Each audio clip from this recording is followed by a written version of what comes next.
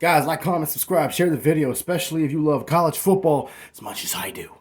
Well, I didn't get 100 viewers on that last video I made a week ago asking about whether or not I should start my own college football recap video. This is week 8 of 2023. This is my first ever.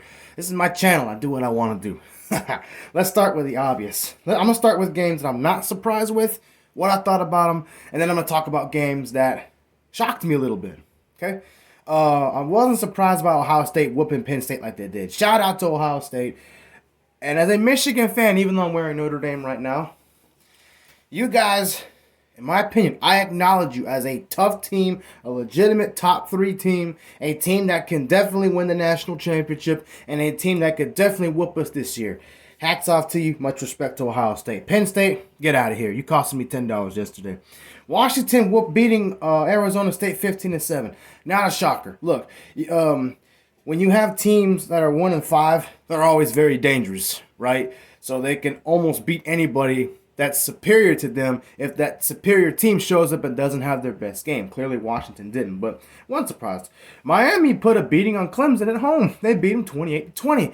I call it a beating because they didn't even have Tyler Van Dyke to play. So hats off to Miami about that one. That's a real big game for them. They ran for 200-something yards in that game. Ugh. Florida State better watch out.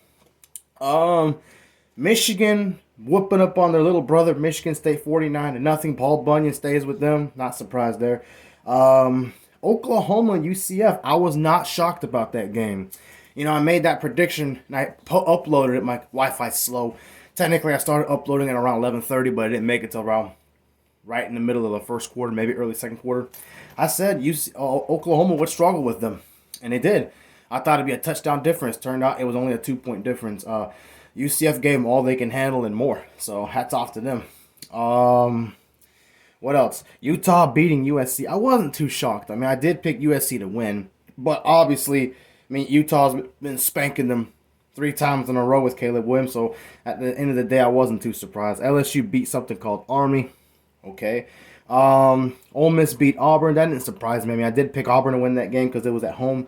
Really good game for the most part. That game just kind of got away from Auburn at the end, and Auburn did manage to get score a garbage time touchdown at the end, but it really didn't matter.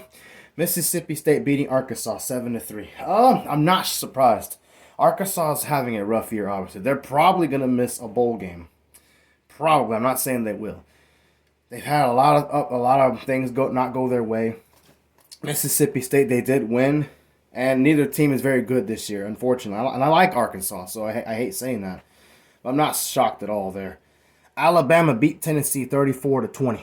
Not surprised. They beat them almost every year. Now let's talk about a few games that I was shocked about. Texas beat Houston. They escaped Houston first off, 31-24. Y'all know how I already feel about Coach Sarkisian with some of the stuff he be calling. That shocked me. Virginia, North Carolina. Big shocker. I thought North Carolina was going to destroy this team. Virginia said, we're coming to your house. We're going to do a home invasion on you. And they did. They ended up winning 31-27. Drake May threw a pick that sealed the game. Virginia ran for over 200 yards on him. And North Carolina's defense, which I thought was pretty darn good. I think Drake May having 20-some incompletions. He had only completed half his passes. He threw the ball 48 times, by the way. What else? Oh, yeah. Florida State struggled at home with Duke. They escaped Duke, okay? Riley Leonard got hurt. Before he got hurt, they were doing what they wanted to Florida State's defense. Florida State, do I think they would have won this game? I think they would have won, but it would have been a lot closer than that. They probably would have won this game by at least 4 or 5 points. I think Florida State would have had the ball last because Duke's defense was getting tired anyway. That was obvious on that 96-yard touchdown drive Florida State had to kind of start pulling away. So I still think Duke either would have kicked the field goal or still went for it and didn't get it with their other quarterback being hurt. And Florida State, let's say they still scored a touchdown. Duke has that quarterback. Probably would have got another touchdown. Florida State would have scored again and probably would have pulled away there. It would have been about who had that ball last, and I think it would have been Florida State anyway. But they escaped them, in my opinion. They didn't look great defensively. Mike Norvell still making dumb calls to go for on 4th down. Got to fix that. You got Miami coming in a few weeks. That's pretty much it, you know.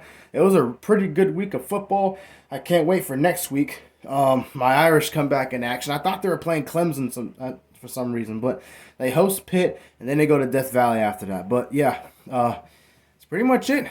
I'll be making prediction videos really soon. Catch you later.